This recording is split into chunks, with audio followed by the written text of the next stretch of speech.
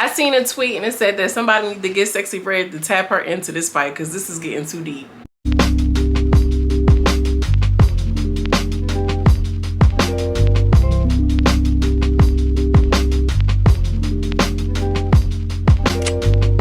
Hi my loves, Dre, Related Girl from around the way, where we have culture, conversation, and community. And in today's video, I'm coming to you all with some commentary about this ongoing rap beef with your favorite, okay, Drake and Kendrick Lamar. Now, Kendrick Lamar just dropped a diss track called Euphoria. Wait a minute, hold on. Before I get into it, make sure you like the video, okay? Like the video because it lets you to know that you like this type of commentary, videos, anything about black people, black things, black skin, black things. You already know how I give it up. So, girl, yes, Kendrick dropped a diss track. The name of this track is called Euphoria. Y'all, we need to really get into some things. Now, I know there are going to be plenty of channels who are doing like line by line and breakdown by breakdown. I'm not that girl. I'm not doing that. But I want to come and we need to discuss what is happening with Drake. He is losing all credibility, desirability, and y'all, I really feel like I've seen it coming. The way that he was going and, you know, following after Tory Lanez, I just knew something wasn't clean in the milk. All right, let's get into it. So if you are here on this channel, then more than likely you have been exposed to Drake. You already know what's going on. At the time that we were kind of introduced to Drake, he was Heartbreak Drake, okay? We remember him from Baby You the Best, Baby You the Best, You the Best I Ever Had, okay? Sweatpants, hair tied, chilling with no makeup on. That's when you're prettiest. I hope that you don't take it wrong, all right? We were dealing with Drake, you know, back then, 2000 and whenever it was, and you know, whatever that crazy mixtape was that came out that we all loved and adored. I can't think about the name now. Y'all know I've been messing up these names, girl. I'm gonna keep my cute today. So, Drake has had a very successful career, and I've been saying this in some of my videos too, like what is not translating, what is not connecting to what I would deem as Drake's core audience, right? You and me, girl, like we are a part of his core audience. What the fuck was the name of that fucking mixtape? My phone is on a charger too. Not Thank Me Now, Thank Me Later. That was maybe the second album. Girl, y'all know what I'm talking about. When his first mixtape dropped, I feel like he had everybody, like he was the underdog, he was the rookie, if you speak. He was the light-skinned rapper from Degrassi, from Canada, who came out and was like, great, nobody paying him no mind, but he came out with all of the beats from 40, and you know, he had this real gritty feel about him. But something about Drake too was that he had this, you know, melodic music that really resonated with women. When everybody was saying, oh, Drake was corny, oh, like it was really us who carried him. It was really the women who carried him who could relate. The men who were cool and like kind of had their head to the streets knew that, nah, Drake is talking about something. He's doing something, because he was still spitting. No, don't get me wrong. Now, we love, I stand the Scorpio King now, but Drake ass, he ain't been right again since that Tory Lanez shit, and since he been dealing with all these little girls. Now, this is just how I feel about it. Drake has lost his covering. Drake has lost his covering. I think that he was kind of like that wonder kid that you know, the Midas touch, anything that Drake was featured on, it blew up. And I feel like he has gotten comfortable in this position. He had public rap beefs that always ended up with him winning, girl, because we know he tore Meek Mill's up, girl. He tore Meek Mill's up, tore him right on up. But there are certain things that he benefited from in his career that maybe we didn't see before, because he was spitting, he was giving us bops, he was giving us the things that we needed for the summer to be in our drop top rental, you know, on prom weekend, or just living our life in the summer. You know what I'm saying? Like, it's something about summer just reminds me of a new Drake release where you feel like, oh shit, Drake just put out some music, let me hear this. He's lost that. You know, he's put out several projects that just didn't hit the way that it need to, and I get like he's also older now. He's a 37-year-old man, but the music is still giving when he came out at 25 or 30, however old he was, girl, and it's just not connecting in the way that it's used to. So in addition to what I would think as the melodic music, so he was opened up to bigger categories, because he would also do the singing and the rapping thing, and you know, he was R&B, and he couldn't sing, and he could sing, girl, and he could definitely rap. there, you know, that put him in, that casted him in a larger net, right, in a larger web, because he doesn't have to be this one lyricist, you know, fucking Logic rapping type. I'm just rapping, I don't even care about a hook, although we know that he can go bar for bar. So he can also be in the R&B spaces, we can be in the pop spaces. I know when the hotline bling, okay, and it's a very one of these Pineapple Music, one of those songs, not Pineapple Music, one of those songs by Drake is so like elevator music, like, girl, we hear it in H&M all the time. So he has what I like to call, like, let's call it crossover aesthetics, right? Because let's keep it real, Drake is also a half Jewish Canadian man who was raised by his white Jewish mother. So I think that, like, with him being biracial, we know that there are several biracial people who are in this rap landscape, okay? Logic is one of them. I didn't know that, girl. He can rap it the fuck, wrap me up like a Christmas present, okay? We know these things. But I just feel like with him having the white mom and him leaning into his, I'll just call it his Canadian culture, girl. Catch it. Him leaning into that Canadian culture. He's always kind of felt kind of cringe, right? But it was okay because he was an underdog and it was cool. We were going to root for him. Drake has amassed so much wealth, so much recognition, so many awards and just notoriety that he is just, you know, larger than life. Now, he's had several scandals, not too many, not too much, not too much, right? But I just think that something about, you know, him losing his core audience. When I stopped feeling like I don't really want to hear a new Drake record, I don't really care, I knew something was amiss. I knew something was off. Now, he was also back then associated with very big hitters like Wayne and Nicki, Rick Ross. Like, he had the covering of Young Money. Now, Young Money is kind of obsolete right now. But back then, bitch, Nicki Minaj was the biggest thing. And I'm still not over, I'm still not over Lying on Your Damn Mama. I'm not over it. I'm just going to be completely honest. I never really covered a whole bunch of Nicki and Cardi and a whole bunch of, because as much as Drake was beloved, so was Nicki. And he had the backing of a Nicki Minaj in the early 2000s.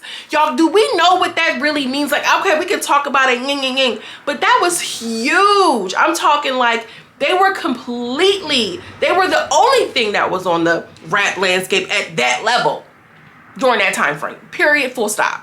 And he had the backing of Lil Wayne, who we all know and love and is goated and everything like this, and Nicki.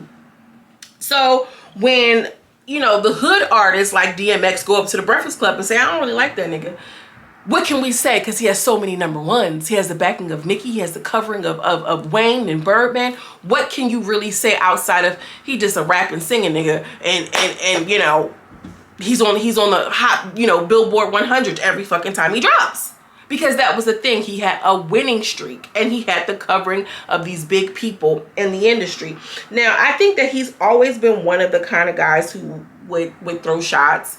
And we loved it. We stood for it. We stand for it. Kanye, you know, called him out on a couple of things and yada, yada, yada. But I think when he it's really, I feel like it started with the accents.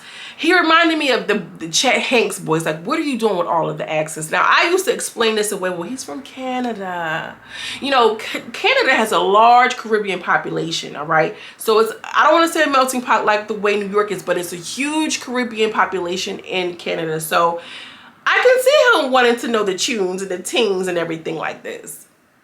You know, he's also is a artist himself, and people draw inspiration from what they draw inspiration from. Who am I to say you can't go to Jamaica, you can't go to the UK and be inspired and make some music? That's how the shit work, y'all, right? But he started off with the fake accents, and it was like, oh, he was corny. And he would also kind of like troll, and it's kind of corny, but it's like quirky, but it's him.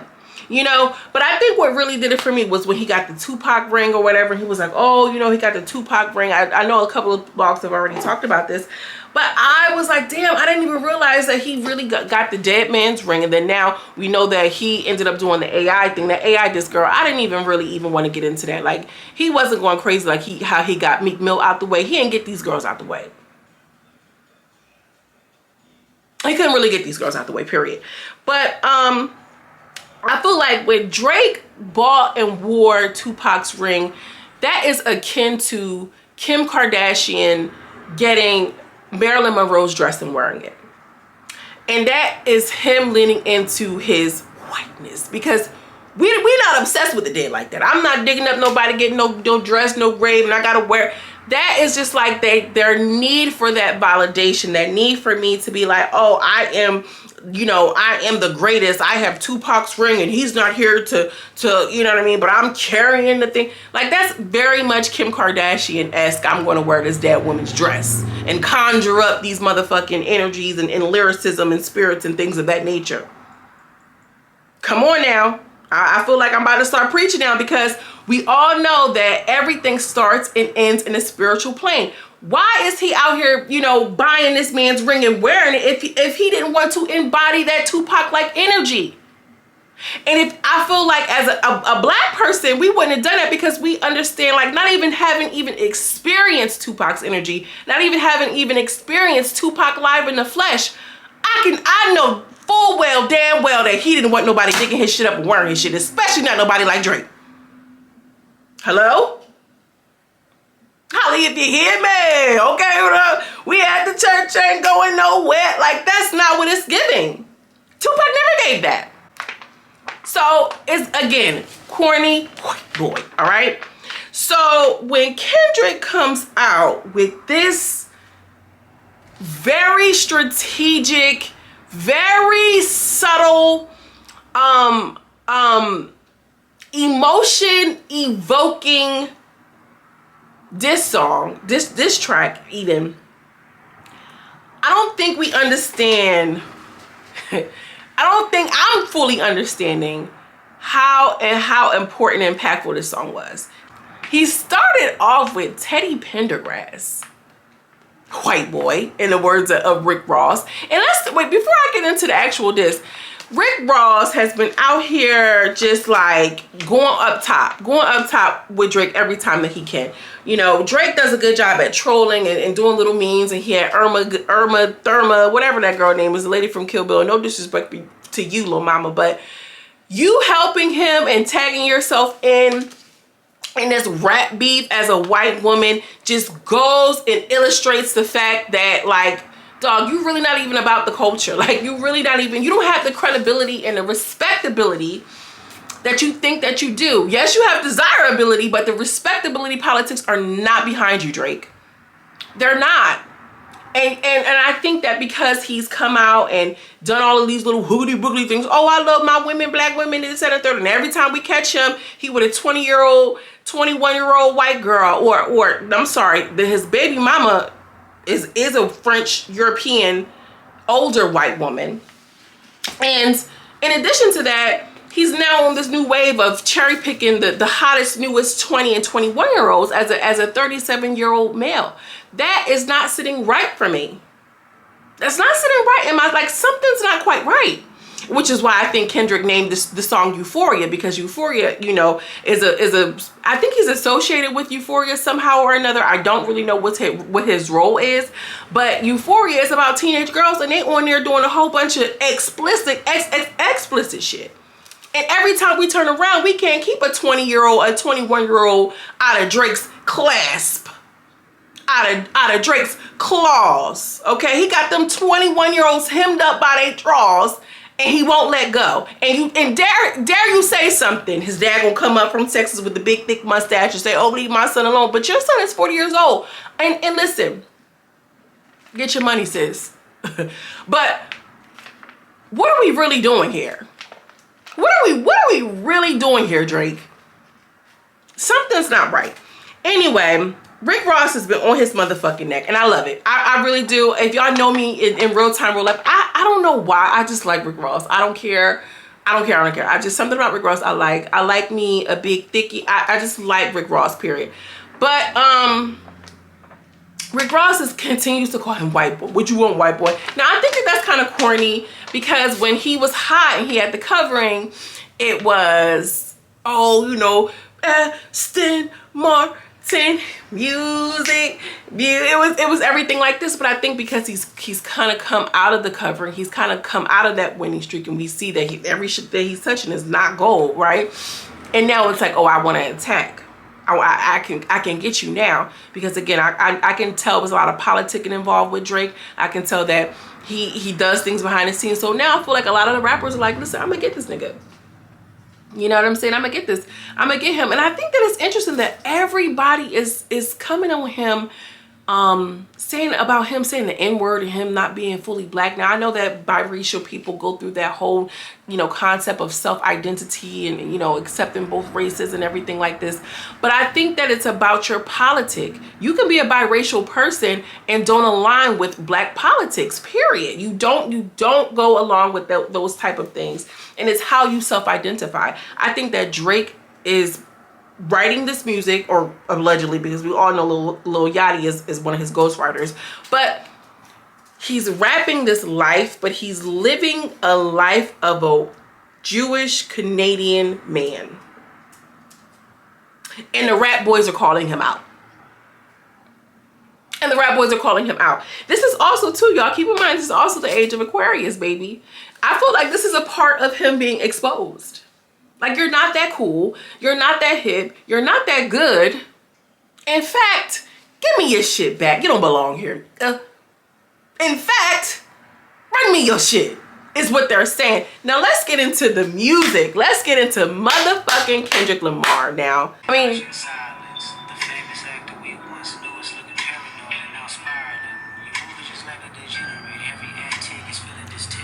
the fact that he used "You're My Latest Greatest Inspiration" by the late Teddy Pendergrass, I just feel like this is his way of being like, bitch, you don't even know nothing about this, young boy. You ever be with the old heads and they outside with they hitting they 1-2 and that shit come on and they hit them and they start popping it?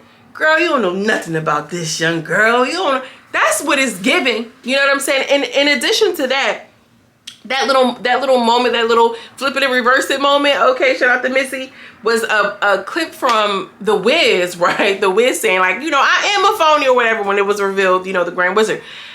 And I think that's too, like, my latest greatest inspiration, like, he's probably feeling like I'm rapping like this because I wanted it to be exposed. So anyway, he goes into this whole thing. He talks about him not being a father, him basically cosplaying. I'm tired of you saying the N-word. I took a diss at you before, but I didn't go low enough. I mean, we hear the soft, mellow, buttery vocals from Kendrick, which I just love the way his voice flows over this beat, girl. Now y'all know I sing all day. I sing and play all day in real life, in real time, unfortunately, or fortunately, depending on who you are. But the music and his voice and the way that he was changing and rapping in this different way, I just feel like Kendrick is showing us that, listen, I mean this shit. It felt a little like you can feel the progression of the aggression in this diss track. And I think that music and art in general is supposed to keep us talking. It's supposed to imitate life, and it's supposed to expose and engage us in conversation. And I've been saying, Drake, what the fuck is up? Where's Heartbreak Drake? Was that just a facade? Was that just another character that you were playing? Okay, because you know what I'm saying? Like it's giving, this is my work, but in real life at home, this is who I am. And these people know, these people done seen and been around to know well enough. Why are they so upset that he can't say the N-word? Come on now, be for real. Lil Yachty goes on and he likes to tweet saying something about Kendrick was outside sleeping with white women, cheating on his wife, how he had time to be a father. Yeah, we know a lot of these niggas, you know, do what they do. It is what it is. That doesn't mean he wasn't being a father. It wasn't mean he wasn't being a father. Now, I do want to hear Drake say something. That little push-up thing, I didn't even listen to it before. I didn't even want to. I wasn't interested. Kendrick is making me interested. I think it's a little bit unfair to revert back to calling him a white boy, because y'all knew this shit well before y'all was putting him on features. It's just serving you now. Now it's like, oh, he down, let me get him. But, you know, that's unfair to people for him to do. But I want to know what y'all think. I want to know what y'all think and feel. Okay, because it's giving, I want this to shake Drake enough for us to get something real, and not him just trolling, and not him just on some corny ass fucking AI generated shit that Tupac probably wouldn't even want to be associated with or attached to. Be so for real. He's from Canada. Kendrick is from the West Coast. That don't even make no sense, man. That's some white people shit. Come on, Drake, you know better than that. Let me know what y'all think. Drop down in the comments. As always, I'm sending you so much love and so much light. I'll see you in the next video. Peace.